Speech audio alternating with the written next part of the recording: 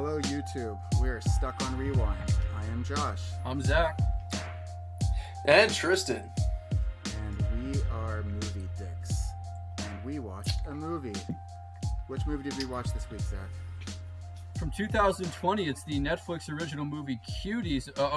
Actually, we watched Problem Child from 1990. We did. Starring Michael Oliver, John Ritter, Michael Richards, and Gilbert Gottfried. And Gilbert Gottfried. Oh, and he's with us in the studio. Yeah. Proof that he'll do. When are you guys gonna pay me? You shut up. Be happy All right. to let you out of the basement. I like it in my basement. It's very cold. And the rats, they do wonderful things to my penis. Well, we give those rats to you, and we could take them away.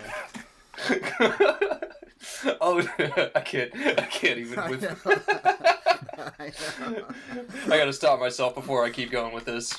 I'll be stuck all like that. So, Right. so yeah, this is a movie I can remember watching. It would always be on TV when I was a kid. So kind of watching it now, I just remembered a lot of the lines, and there's a lot of scenes and things that I'd completely forgotten about. But the basic premise of the movie is, this little kid, Michael Oliver, plays Junior, who is, as the name suggests, a problem child. A very rambunctious, kind of ne'er-do-well kid, raises a lot of hell at this kind of Catholic orphanage.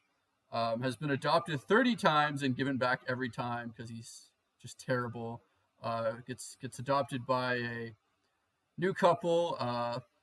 His father's played by, of course, the great John Ritter, known for Three's Company, and he was a good casting choice, I thought, in this. yeah, John Ritter, I think is really the saving grace of the whole movie. Just how kind of sincere and loving and just Perfect 90s nice guy. Yeah, how he's hard believable. he's trying in this movie. But Yeah, very believable. Junior gets adopted by this guy Ben and his wife, and then of course proceeds to just be terrible, raise hell, do all kinds The of lovely bad Flo. things in the movie. And yeah, that's the basic premise, and from there it's just him doing crazy things one after the other. Yep. Blowing shit up. Wailing on people with baseball bats and avoiding an assault charge. It's very skilled kid. Yeah, he's His, actually King very Powell's a smart. serial He's killer. just very, he doesn't, Yeah. it's not that he doesn't have a conscience. He just thinks stuff is funny and he doesn't really care. I mean, honestly, It's not even... you don't end up hating him. You're kind of like, wow, this kid's kind of funny. If he kind of took that energy and put it somewhere else, he'd be, really successful. But at the end of the day, you got to love him. You don't really, he's not a terrible kid. He just kind of has gone astray. The movie, the writers, they played with a fine line, right? Because, you could have made the kid to be, this malicious asshole who was, a straight sociopath. But they do try their best to make it, he's responding to an already psychopathic world. Everyone treats him very poorly. He doesn't just start off the rip here, I'm going to make your life hell. Not me, kind of. Because he interprets things negatively a lot of the time. But save the birthday. He touches her toy and then the girl freaks out on him. And he's like, all right, well, I am going to ruin your day. He just takes it too far. Well, that girl was being a little brat from the beginning, really. He doesn't start anything. She, comes up and is like, oh, I don't want you here at my birthday. And, she kind of pushes him over the edge. And just, he takes things a little far, but you kind of get his motivation behind it. Oh, absolutely. I mean, rejection to the very core in terms of kids who didn't know their actual parents. That is a huge psychic wound that is very, very hard to mend and almost impossible in its own way. So it's amazing how together this kid actually is. Aside from the somewhat psychopathic moments he has of retribution. I think he wants to be a psychopath. I don't think he is one. He thinks that's this is how I'm going to take my vengeance out. But as the movie progresses, you see he's not entirely bad, and he trying to shifts those negative tendencies in a positive direction, towards the end. But we'll get there. Well, the only frightening thing is that he idolizes a serial killer named the Bowtie Killer, played by Michael Richards. Yes, that's really the only straight up psychotic thing that you really see from him in the whole movie. Yeah. Yeah. And this is actually like a shout out to the whole glorification of mass murderers generally, and the whole like media debate of like should we be like showing these guys' faces on the news and stuff and glorifying them, because it's kind of what a lot of mass murderers get into the game for. And of course you get this kid who's exposed to it. He's like, oh, he's a handsome guy. Yeah, this is coming off the 80s with all the horror movies and everything, the Bundy, Manson, all of this. So yeah, it is somewhat understandable that you'd look at someone like this and go like, wow, I can kind of see how in a sick way this kid could kind of look up to him, because Michael Richards, he doesn't really answer to anyone. He does his own thing. Mm-hmm. The script, I almost wish it wasn't a kid's film, and with the original script, apparently it was supposed to be far more adult and mature, because they could have played with all kinds of interesting themes. Oh yeah, it's supposed to be way more mature, but with all the success of a bunch of kids, problem-a child type things, like this is the same year Home Alone came out, and even before that there was other stuff. And by the way, Macaulay Culkin was originally tried out for this role, so yeah, I got a lot of comparisons to Home Alone. People look at Home Alone as, oh my God, Kevin is such an amazing kid and it's such a heartwarming family movie. Really, there's no difference between Problem Child and Home Alone. It's better gags. Yeah, better gags. Better gags. Yeah, like that's at the end of the day, the gags weren't that great. Yeah. They were more mean-spirited, and that seems to be a lot of the things people have a problem with. They're like, oh, this kid's just a jerk. He's just, it's just mean.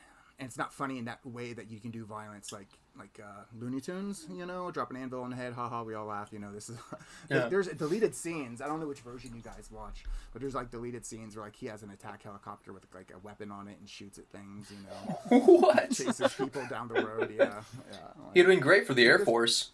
Yeah, exactly. Well, these days. The thing is though, the adults aren't good people in this movie, with the exception of his dad, Ben, played by John Ritter. Really, his stepmom is just terrible. His grandpa hates him. Gilbert Gottfried just wants to be rid of him. So none of them are really acting. Even the nuns at the orphanage, none of these people are really acting in a way that he can look up to. He doesn't really have any good role models, with the exception of his dad. So you kind of can see Michael how Richards, he's just obviously. reacting to that. Michael Richards, yeah. Yeah, serial killer is his best role model. Yeah. Hey, I mean. But sorry. Sorry, you were on a roll there, Zach. Oh yeah, I mean, just it was really as rambunctious as he is. Compared to the adults around him, he seems to have a lot more redeeming qualities. Because he's just I don't know. At the end of the day, he's just he has this kind of sincerity, this kind of naughtiness about him, where it's not really evil. It's just kind of just a kid being a kid. It's exactly like Gilbert Gottfried says, yeah, a little rambunctious is that age, but hey, weren't we all? Kind of difference, yeah. And it takes having this dad to kind of bring out the good qualities in him, and that's really it goes back to John Ritter. John Ritter is incredible in this, because he's just kind of oozes sincerity and goodness and positivity, but then from there you get to see him become just more and more frustrated with this kid as it goes on. Kind of like his role in Bad Santa. Yeah. He wants to believe the best of what's his face. Yeah, John Ritter was great. People don't realize he was the voice of Clifford the Big Red Dog in the. That dog spoke? I believe so. I don't know. I read that It's been somewhere. so long. He was. Oh, woof. Yeah, John Ritter, a good kind of underrated 90s, 80s, 90s kind of a hapless sitcom dad. Really good in that kind of role. And then there's his wife, who's just completely terrible. His the grandpa, who is just honestly, like, I think even more sociopathic than Michael Richards, just from the get-go. Just how he revels in how awful he is. Like, oh, make a deal with the Japanese. I don't care. Yeah, I don't care. Oh yeah, he's selling out his made by Americans for Americans, like based company. I'm selling to the Japs, and that's quoted directly. It's a direct quotation from Problem Child. Yeah. And he's selling it to the name of the Japanese company is Hirohito. Harkening, of course, back to the Japanese emperor during World War II, who's kind of a megalomaniac. He's like, I'd sell my soul to him if they pay me for it. Towards the end of the film. Here's some interesting trivia. Yeah. A number of other actors were first approached to play Ben before John Ritter. We have Dan Aykroyd, Chevy Chase, Richard Dreyfuss, Steve Martin, Rick Moranis, and Kurt Russell, all of whom turned it down, and they wanted Christopher Lloyd because they're all talented. The bow tie killer.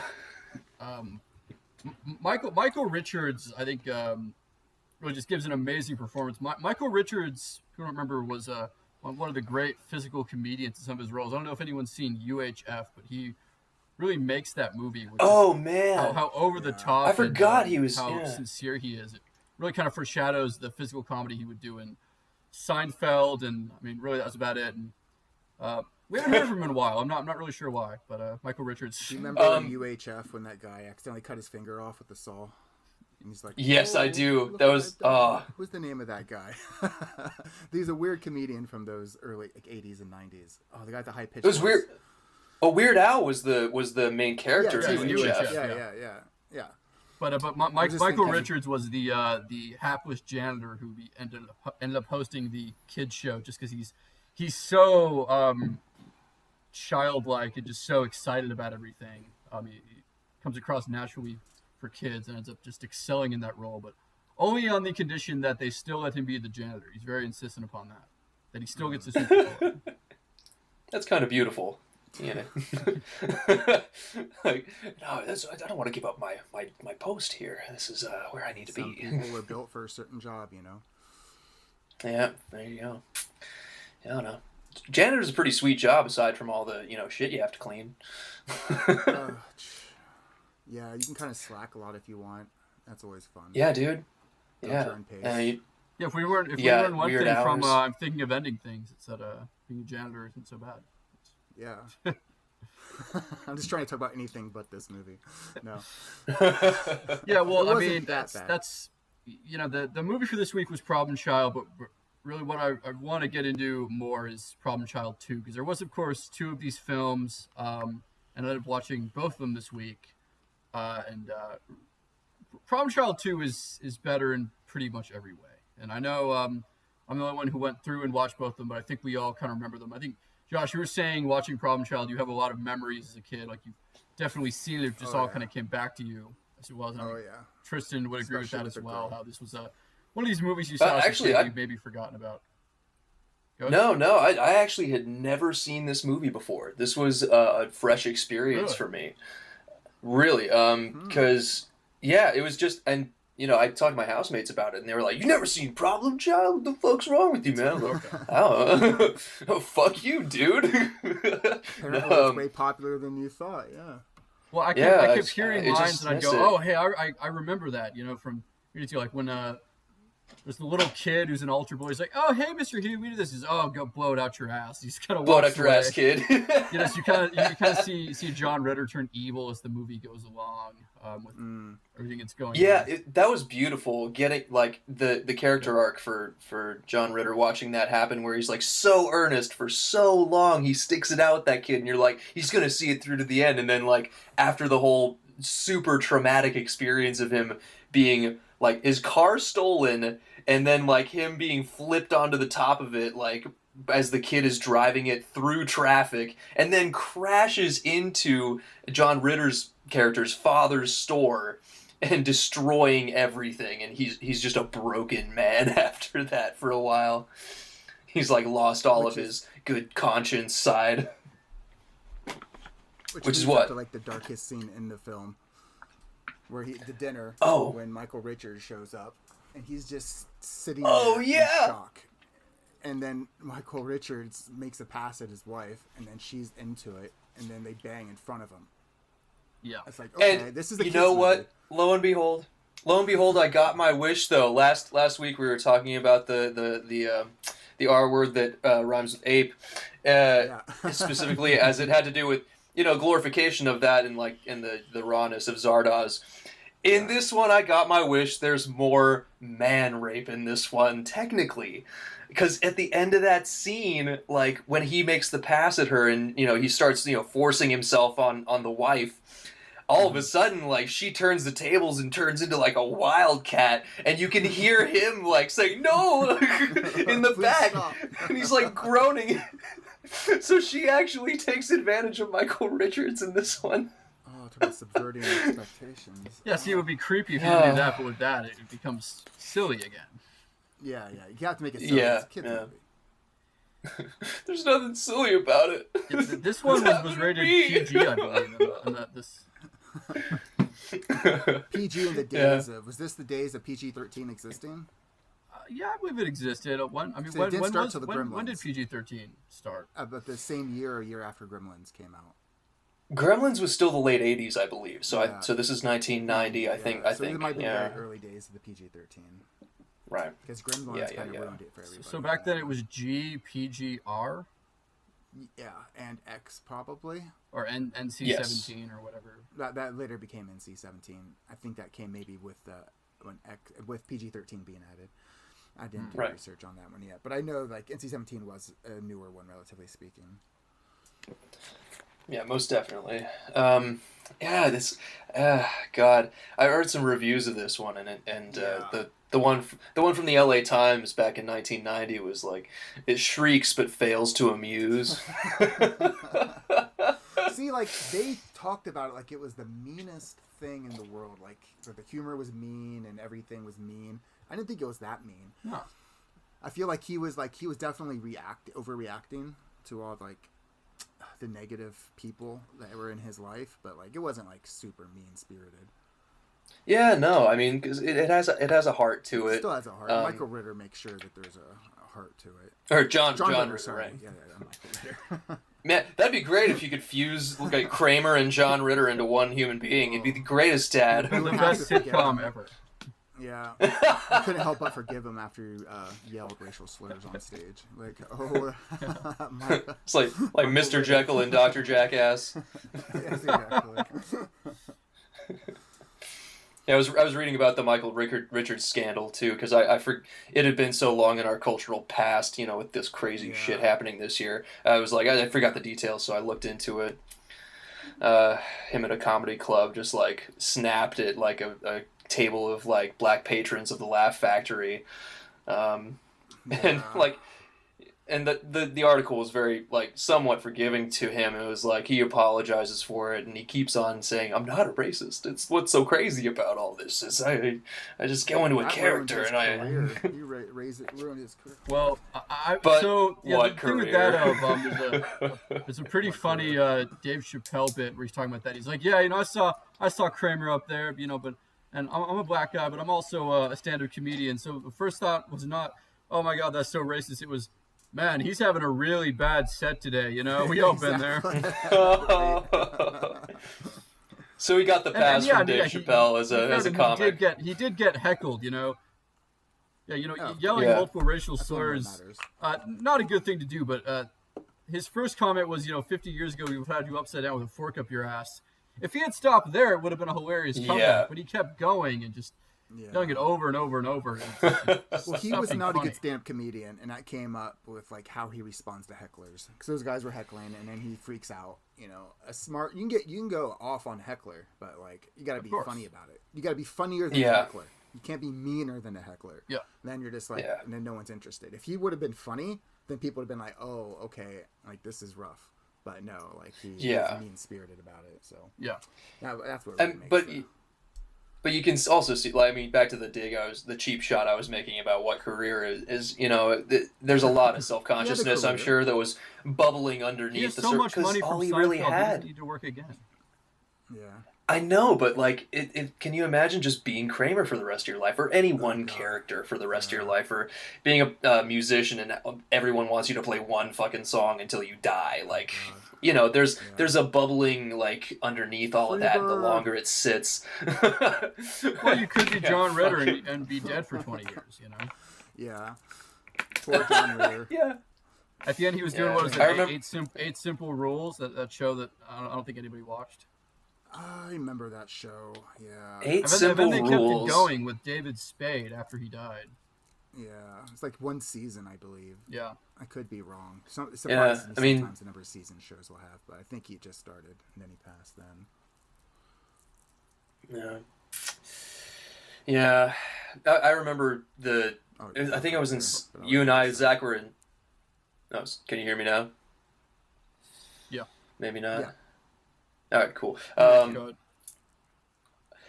I remember back in 6th grade, I think it was, like, everybody at school was all sad that John Ritter had passed, and I had no idea who he was. I was just all fucking sad that Johnny Cash had died. Oh, no.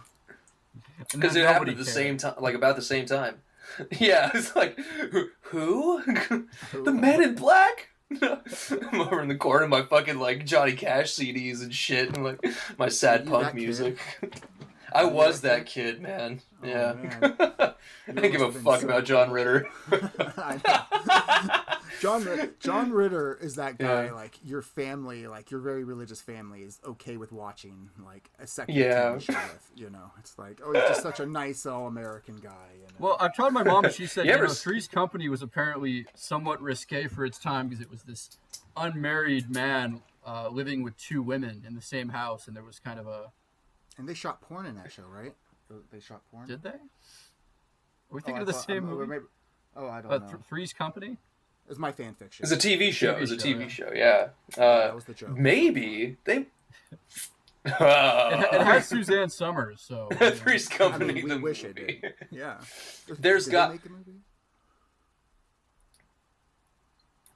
definitely pornography of it. So. If you can think of it, it exists. That's the rule. Yeah, true. John Ritter was also in Sling Blade, right? Was he? I never saw it. Sling Blade? I know that he was with... Well, if that was the case, they shared 2 movies together, because Bad Santa... what's his name? Santa? Oh, Billy Bob Thornton. Yeah, Billy Bob Thornton and Ritter were both in. Yeah, he was. He was the gay friend of the mom from Sling Blade. Okay, so they played multiple films together. Yeah, so it explains him showing up in Bad Santa, another fine Christmas film, a Christmas classic in my house. Probably my favorite. I'm not gonna lie. Oh, it's definitely up there. Yeah. The second one's mean-spirited and totally devoid of joy. The second one wasn't as bad as it could have been. I'll say that. I don't know if that's much of a praise. It had some, you hear, oh man, 10 years later they're making a sequel to Bad Santa. It's not completely awful, so I guess in that way it's, Man, all I can remember from that movie is the intro scene where Bernie Mac's character, he's like the mall like manager or something, but he smokes those menthols and he just screwed one into his lips and he fucking smokes it down to the filter in one go. It's a man. I was like, that was the most beautiful piece, like, gag in the whole film for me. Also, R.I.P. Bernie Mac. I think that movie's cursed. Everyone in it dies eventually. Billy Bob Thornton's still dead. Bob. He's been dead for years. What are you talking about? Yeah, that's not him. Angelina Jolie put a curse on him. Yeah, man. She sucked his soul straight out through his penis. Yeah, and she put it in a vial and she wears it around her neck. This is all common knowledge. Come on. This is canon. This is canon. All right, so so getting off topic. Well, so I feel like we kind of come to. Do we have anything more to say about Problem Child 1, or should I kind of jump to Problem Child 2? Because I know you guys haven't seen it, but there's a lot more to be said about Problem Child 2. Well, one last little bit of trivia. I was looking up this is the directorial debut of Dennis Duggan, of Adam Sandler film collaboration fame. He directed. He went on to direct Happy Gilmore, Big Daddy, which had a lot of shout outs and from this film. There's a lot of echoes there. Even the phrase itself, Big Daddy, is in Problem Child. And I now pronounce you Chuck and Larry. So are they loose prequel?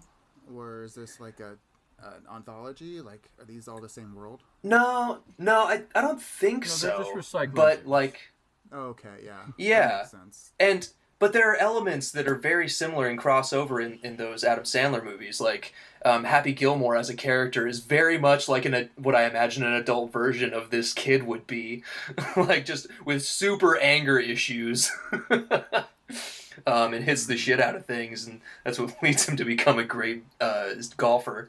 And yeah, Big Daddy, where it's about another kid who's just left on somebody's doorstep, and about a single guy, which John Ritter ends up being at the end of this film, taking care of this kid. So I feel like there's probably something at the center of that for the director, if he keeps returning to this theme. But that was the last bit of trivia I had on this.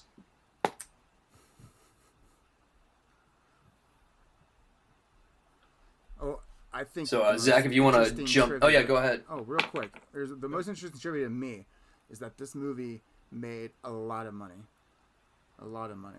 It cost $2 million to make, and it made $72 million. And it making a lot of money was the reason that in less than a year the second one came out, because they were worried about Michael Oliver getting too old to make the movie. So the second one was churned out, with, they wrote the script very quickly. They brought everyone back. They just kind of banged it out. And you're not going to get to that one. So the original Problem Child was rated PG. It's more of a family movie, comes in at 0% on Rotten Tomatoes. The second Problem Child, rated PG-13, basically the same plot as the first one, except the difference is the pranks and the kind of, monkey shines that Junior gets into are just ramped up, 100-fold. He's just being more and more crazy. He's doing, there's a lot more kind of gross out stuff to it. And really everything is kind of amplified, and that one comes in at 7%.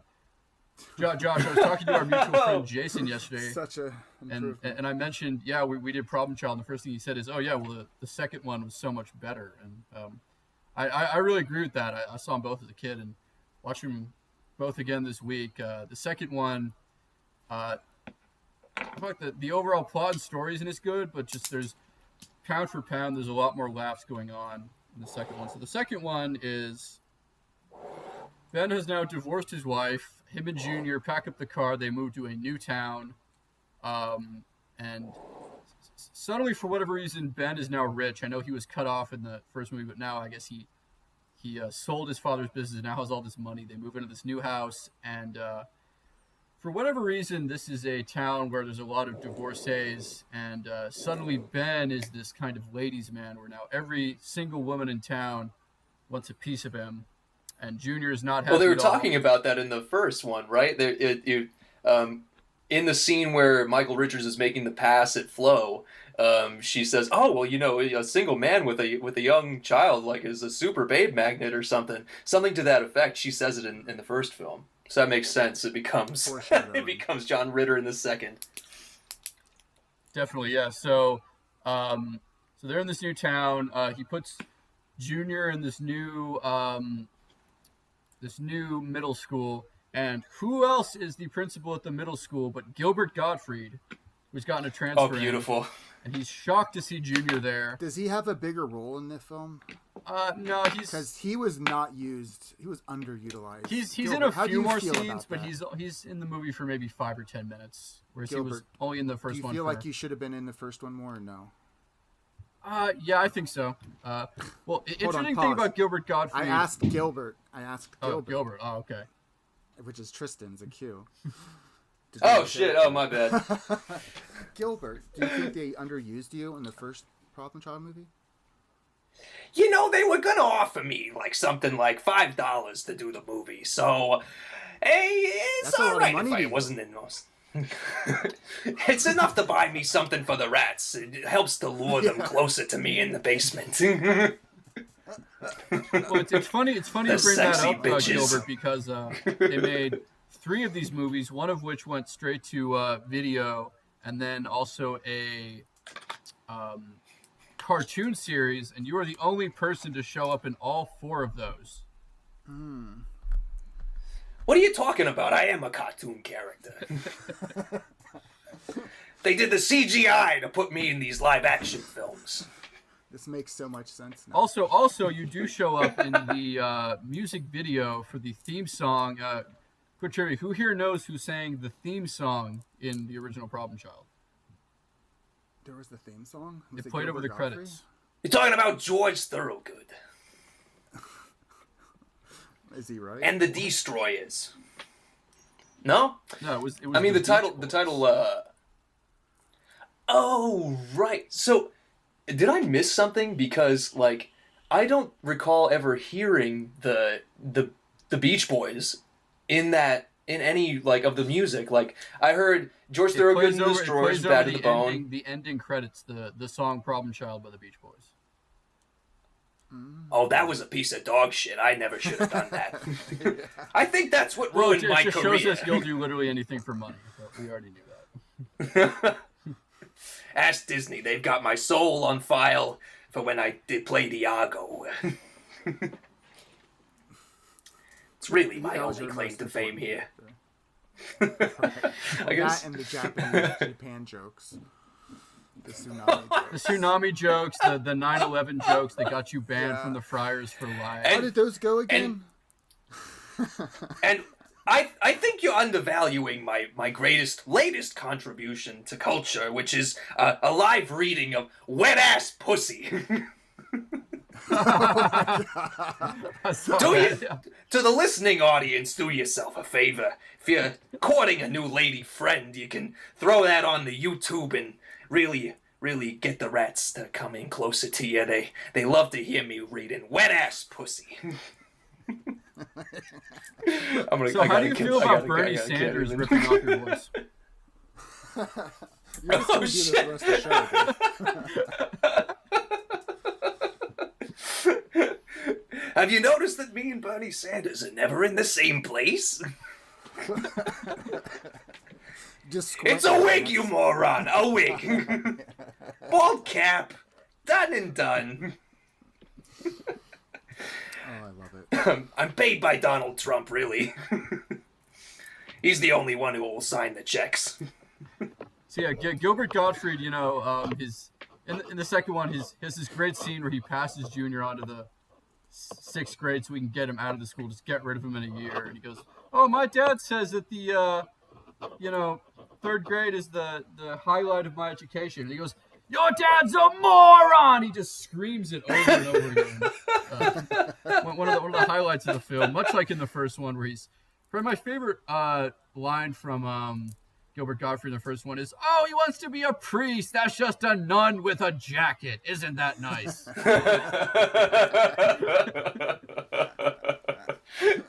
He's like I love it whenever he shows up in a film because he's like a living movie. There is a little girl problem child.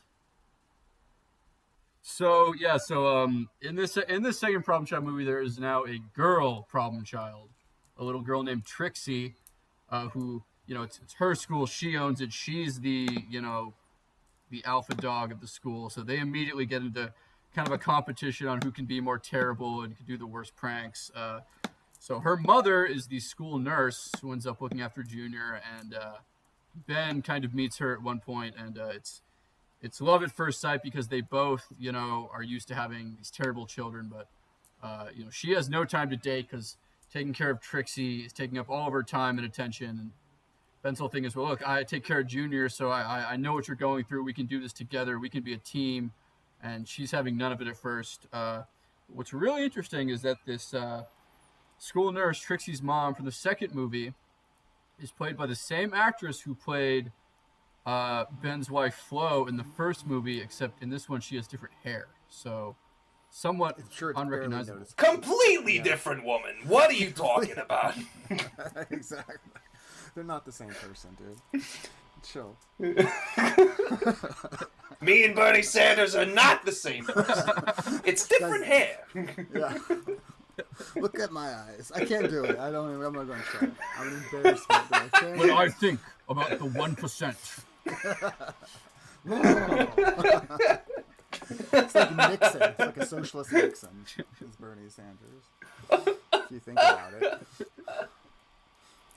He's got a deeper kind of voice because he's been shouting for much longer. It's like Admiral Akbar, who was Jewish.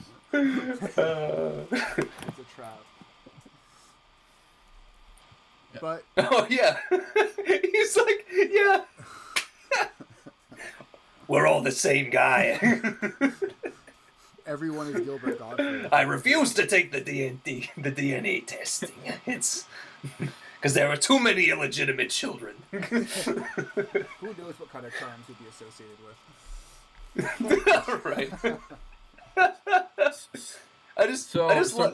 I remember the point, but sorry, just quickly. I love Gilbert Gottfried because he's like the incarnate version of like a trickster god.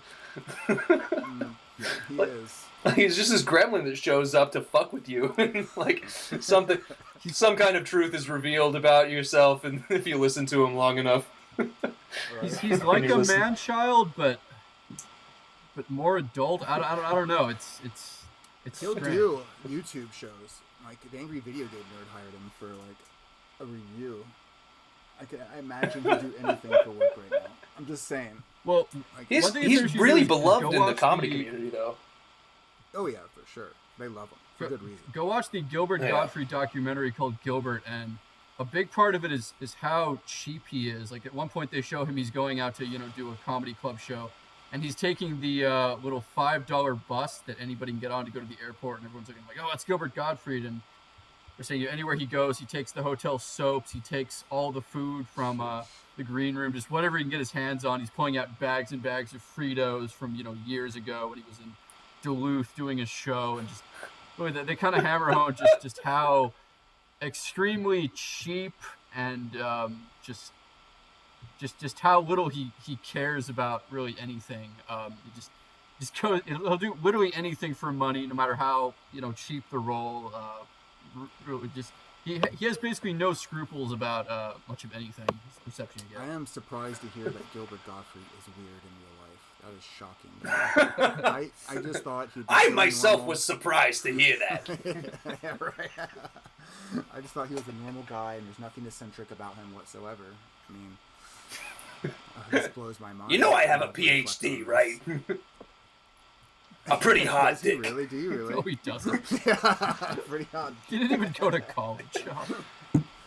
Anytime I see some of those free soaps, I get a little one-up. It is and by little, at one I mean point they gigantic. get into a food fight with Gilbert Gottfried is dating this very attractive, big-chested woman, and they're at this restaurant, and he sees Ben and Junior and Trixie's mom, and they get into a food fight in the middle of this pizza restaurant. There's only a few scenes, and these are one of them that he's in. So really, the reason Problem Child 2 works is because there's so many more just hilarious bits, because it turns into this war between Junior and Trixie. Like at one point, there's this teacher played by I don't know if you remember the bald principal from Back to the Future, who was also in Top Gun. The one who says, "You McFly, you're a slacker, just like your old man." That one. So he's in there, and at one point, he has love to hate him. He's rushing to get to the bathroom, and Trixie has put a firecracker into the toilet, and as he's in there, the toilet explodes, and he kind of flies through the air. And then at one point, Trixie has used fake platform shoes that are several feet high to get onto a carnival ride that Junior can't get onto, so he sabotages the carnival ride so it goes extra fast. And then there's a scene with 4 or 5 people just doing projectile vomit over and over again. They do for several minutes. There's a scene where there's in the first movie there was an evil little girl. Now there's evil little girl twins running a lemonade stand, and Junior pisses in the lemonade and then watches them sell it. It's just gag on gag on gag, and then his dad is going on dates. He's sabotaging those as well. At one point, he gets a babysitter for the night who ends up bringing her biker boyfriend over, and so Junior films them having sex and then projects the video of them having sex onto his house, and the entire neighborhood is standing around watching it as Ben gets home.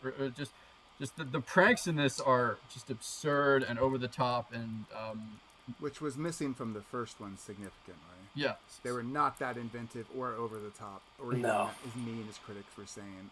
They could have gone further. Again, to the review, it was like they're pretty much limited to number 1 and number 2. Yeah. I feel like the first one, everyone said he was mean-spirited and like the gags were too over the top, and he's like, no, they weren't. I'll show you what's over the top. And then he made the sequel.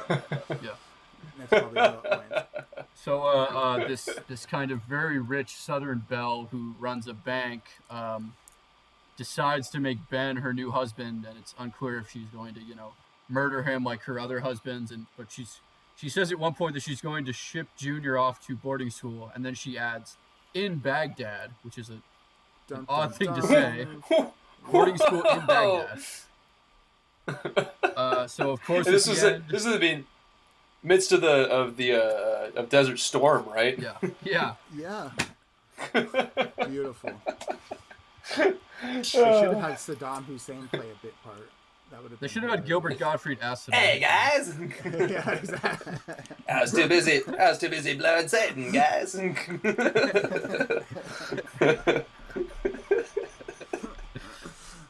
So at the end, of course, Trixie and Junior decide that despite their differences, their parents are better off together than Junior's dad getting with this awful woman. They break up the wedding,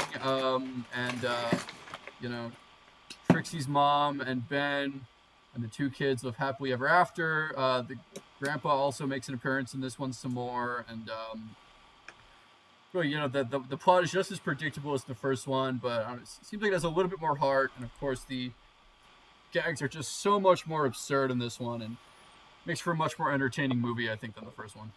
I wish the person who suggested our videos told us to watch the sequel instead of the first one. I told you I watched the other one like a week ago. No. And you said, like I don't need to watch the second one, do I? No. It seems like the second one's superior than the first one. Is what I'm saying. Well, that's the case a lot of times, but I can't just say, hey, let's watch the second one. Sure. You can do whatever you want. You could. I thought. Watch them both. I get more money that way. Watch Police Academy 7. Oh God, please. Yeah, jump straight into it. In the context of Police Academy. Police Academy 7.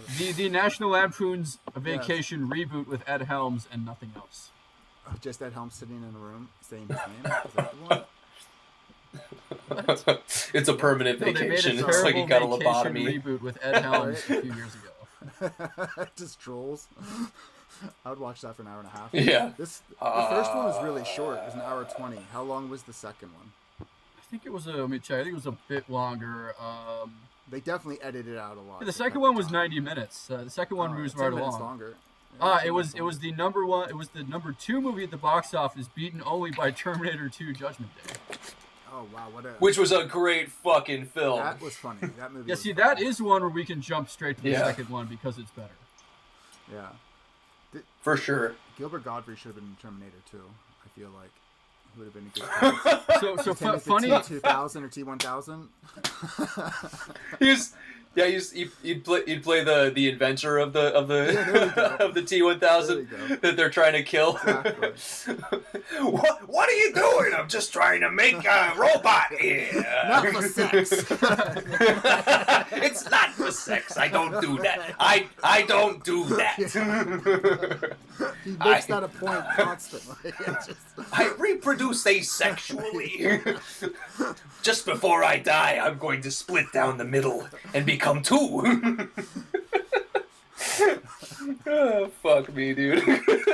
Oh, it's so funny. So a funny bit of trivia about Terminator. We'll say this. Do you know who the original choice to play the Terminator was? Tell me it was Gilbert Gottfried. Oh, I thought. Who was it? I turned it down. It was O.J. Simpson, and they didn't go with it because their reasoning was he seems too nice. Nobody would ever believe that guy's a killer. Oh my God. Ah! I love it.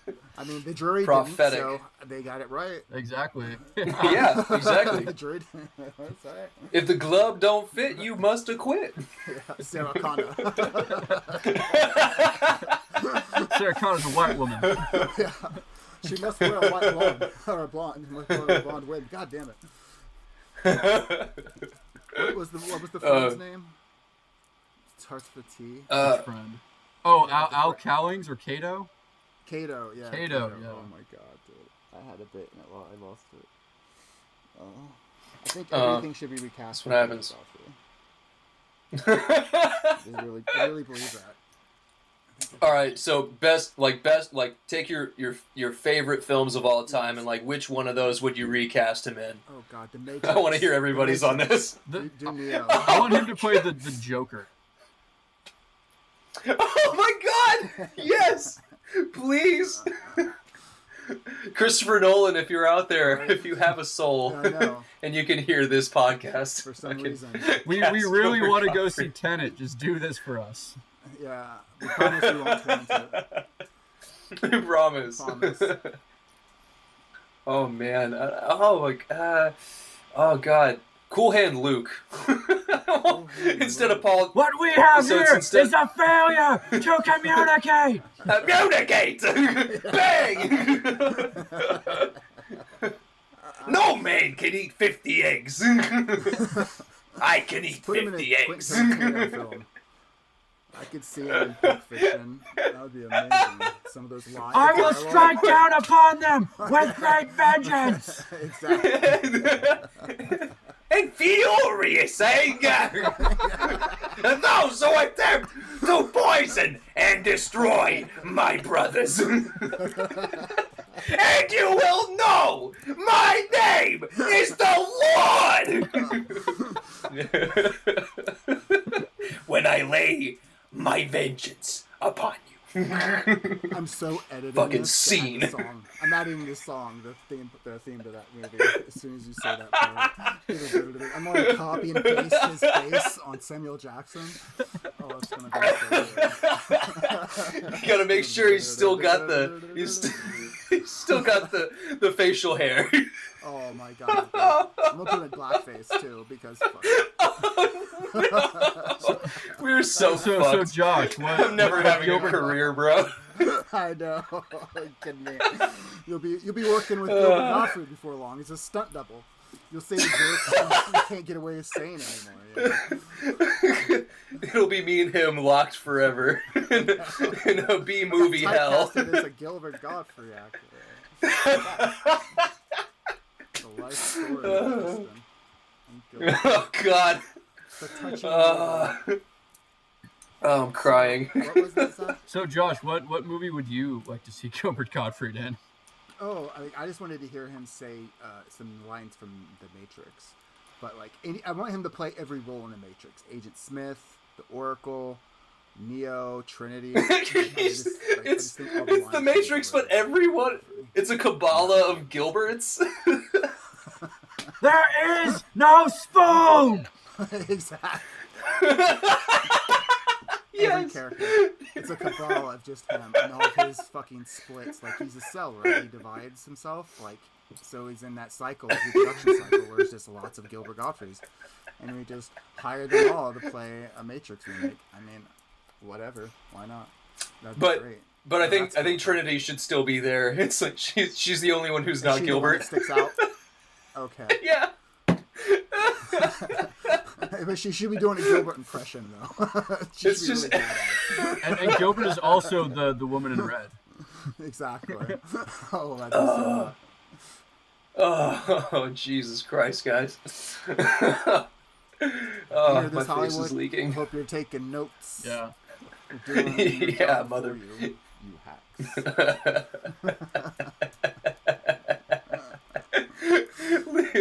Leave Gilbert alone. Right. So what? So what gave you stuck on rewind, Signori, a sore boner about this movie? Oh no. Yeah. That's like you look down and you're like, oh no. Just something cringy. I just felt like they dropped the ball or missed opportunities. There are a lot of missed opportunities for something clever.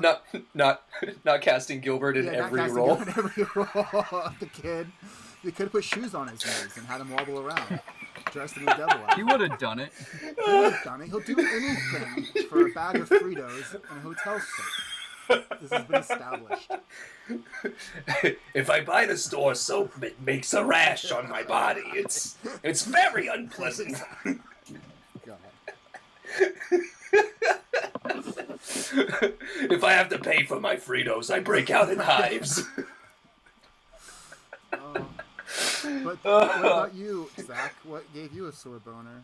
I'd say John Ritter was the only kind of person who had to play, that role. There's all these other actors considered, but he is just so sincere and kind, and he's really trying to make it work with Junior. He's the only, good person with any redeeming qualities. And so I don't know. You end up kind of rooting for him as much as you do for Junior, and it makes sense at the end that he's the guy who's able to turn this kid around in the end. And so I guess that kind of father-son dynamic between them, that really does kind of tug at the heartstrings, and that's one of the good things about the movie that I ended up enjoying.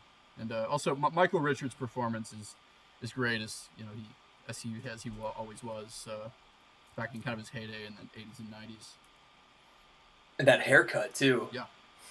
His physical comedy in anything, just him just walking down, the street, or he's just funny just to walk. That was his gag. That was his bit.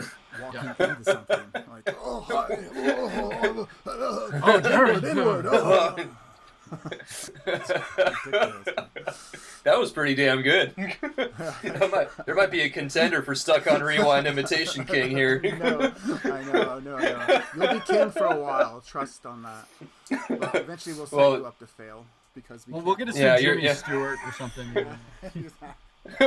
God, save me from Jimmy Stewart impersonations. Well, my favorite name has always been Harvey. That was fucking great, man. It's pretty good. Now talk so rub the lotion on the you like that? It loves the lotion on its skin. Yeah, exactly. Or else it gets the hose again. Fuck. That's our new show. Okay. How about you, Tristan? What kind of boner related things did you have? Oh man, what was related to my boner in this movie? What my boner related to in this movie? You stole my thunder. I know. That's really the reason I did the movie. Access to kids. Access to children. I didn't ask for my restraining order in the...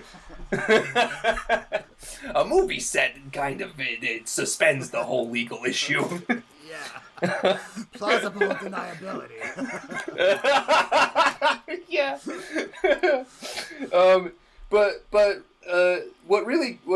my sore boner about this was really more to do with, I guess, the time and place of the movie being made. It was just so refreshing to see all the stunts and the crazy shots of things flying through the air that weren't CGI. There's no CGI in this film at all, and it's always really refreshing to see older movies that have just everything is real, and they fuck with the camera angle, or they hook something up to fishing line or whatever to make it seem like it's flying through the air, or they literally flip a fucking car in order to get the shot. That was just really refreshing. That's what I enjoyed most about this film, really. Aside from Gilbert, obviously. Yeah, they really and the child. Of course. But, a lot of movies like that will have the kid be like a hacker because, kids are hackers, so they'll have him on a fake America Online. Yeah, they could have gone a lot further with the genius kid, you did have these hacker movies, or even Home Alone. It's just, it took it way too far with how ingenious the kid is, and even Problem Child 1, these were pretty easy pranks for a kid of his age to be able to get away with. Yeah, they were realistic. Yeah. It's nothing crazy. It was all pretty plausible. So that was all right. The director really had the kids hitting those one-liners so fucking hard, and they fell so flat every time. Oh, so flat every time. Oh my goodness. Yeah. Again, Yeah. Yeah, I don't know if those were in the original script or if they just added those later. I know there's a lot of script rewrites throughout production, but like I don't know. Is there anything else you want to add to it? Any cultural commentary, deeper meanings, takeaways, things like that? I think the deeper meaning is that inside every troubled child is a loving man. And what's so funny about that? He's just trying to like wiggle his way out, but it's hard, and it's so hard, and it takes a lot of like patience and love, and then finally you can become something better than what you are. And that's what I got out of it. What about that? Was beautiful. See, you could say, a lot of people will say that Ben ended up saving Junior, but really, if you think about it, Junior saved Ben. Junior saved Ben. That's right. 100%. Most He's the hero. It's his journey, not the child's. Yeah. It's about being a dad. Yeah. Not about being a son. Word.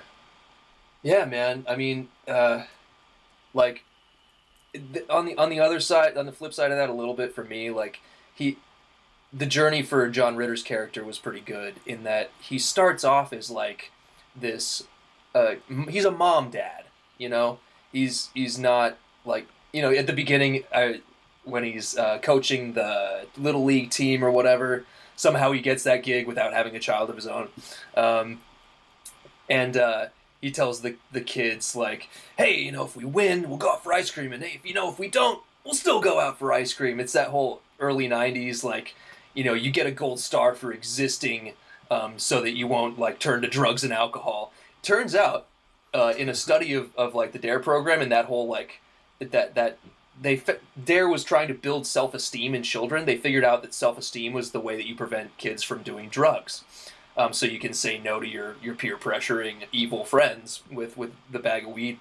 And it turns out that giving them gold stars and getting them ice cream, even if they lose a game, does not build your self-esteem. In fact, it devalues any esteem that you get from when you actually win something, because it didn't matter whether you won or not.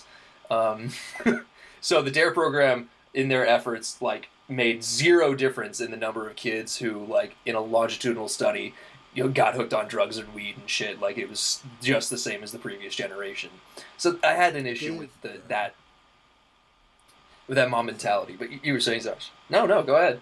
Oh no, I can't even remember what I was going to say now. I just other than like DARE, I'm just like going back through memory lane and how DARE was like.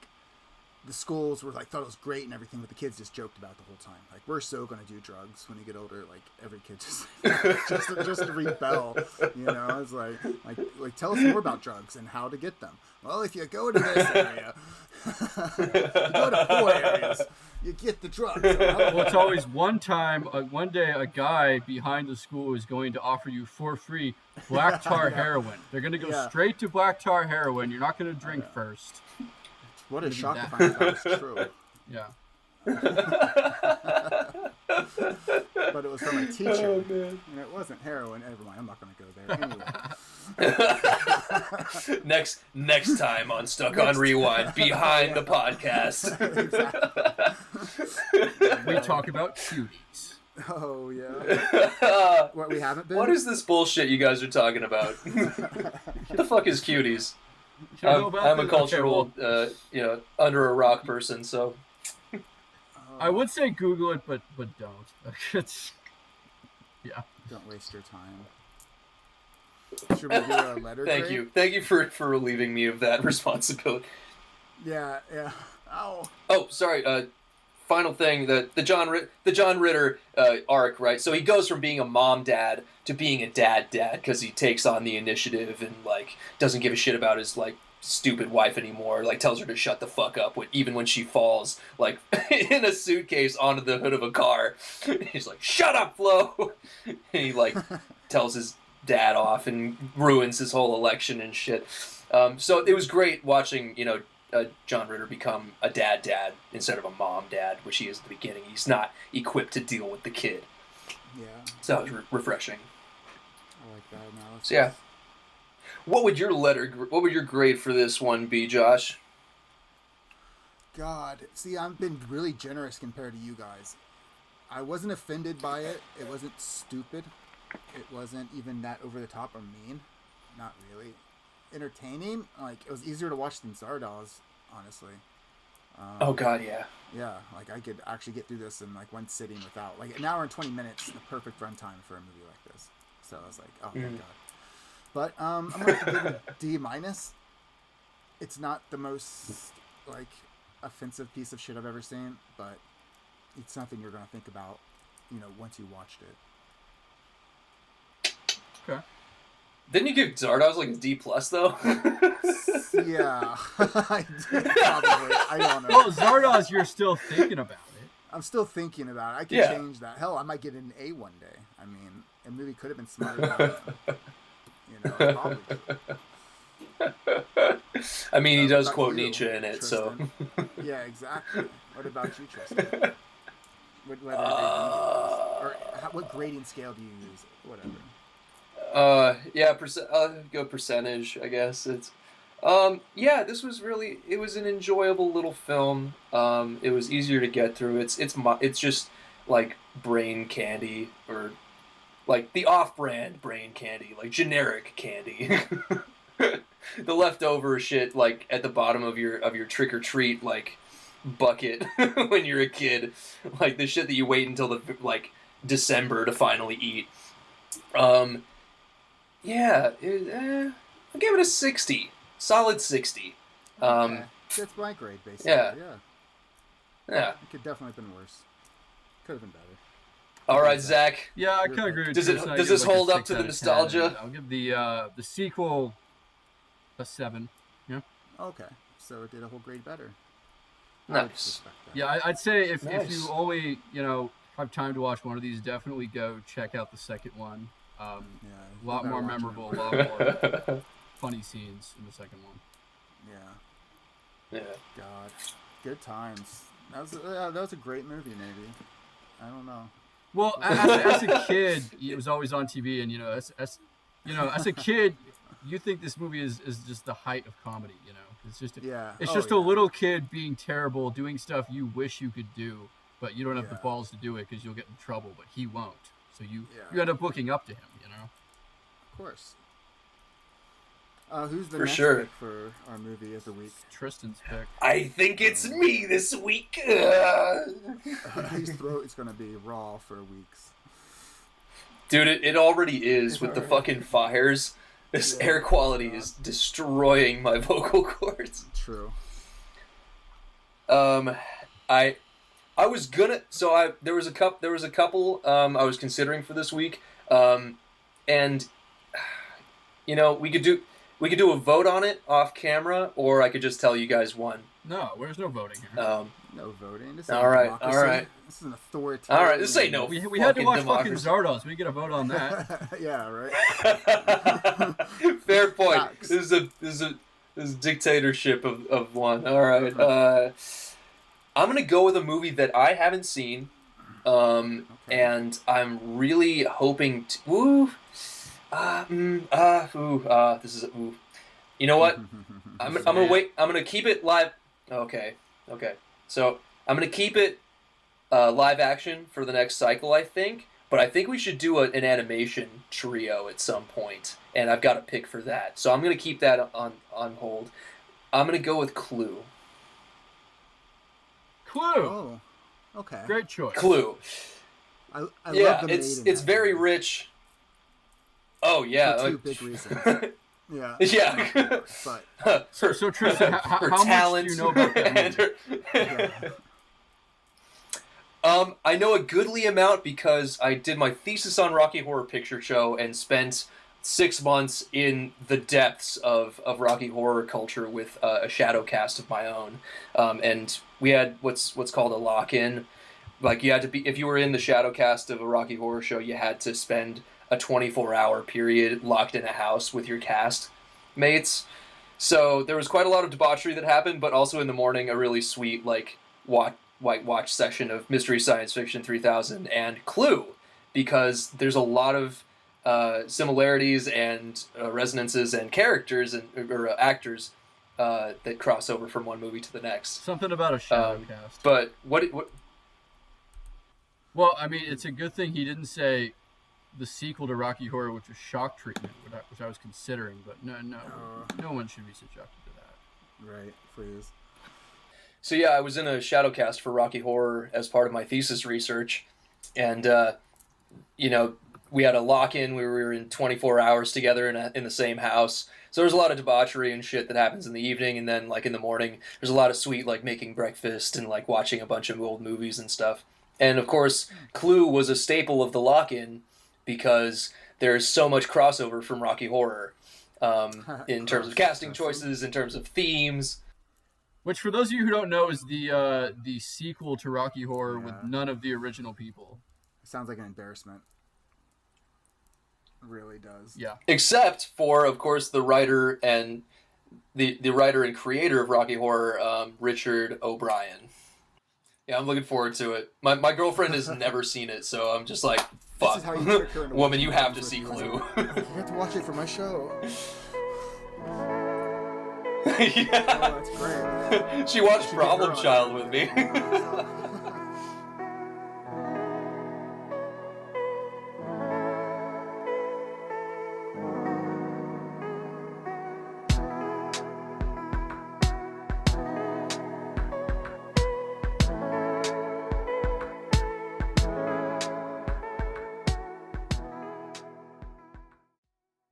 Completely different woman. What are you talking about?